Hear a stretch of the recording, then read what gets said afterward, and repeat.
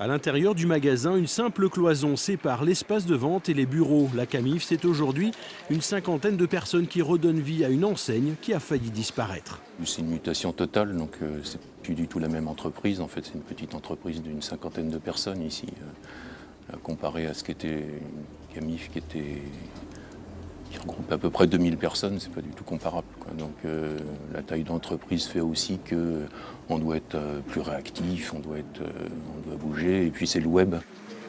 L'Internet est l'un des éléments majeurs de la réussite de l'entreprise. Son PDG, installé au milieu des autres salariés, a positionné la Camif sur un système de pure player Internet. Fini le gros catalogue papier, l'entreprise mise sur une offre très porteuse.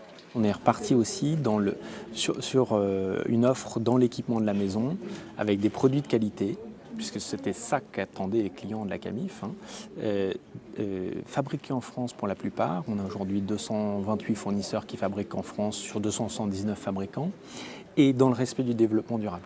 En 3 ans, le chiffre d'affaires s'élève à 30 millions d'euros, en progression de 30% chaque année.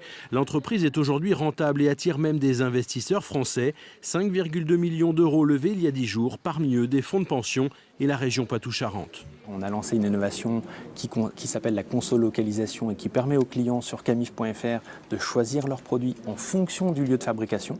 On a une cartographie sur le site et on peut choisir en fonction de la région, même du département de fabrication, pour privilégier l'achat local et développer ce qu'on appelle les circuits courts. Donc je crois que quand on associe le Made in France à de l'innovation, oui, on peut réussir. C'est aussi une réussite en termes de création d'emplois locaux. Le PDG de Camif Matelsum a demandé à ce que la société Téléperformance installe un centre d'appel à proximité de ses bureaux pour gérer ses fichiers clients. Résultat, une centaine d'emplois créés, dont 80% en CDI.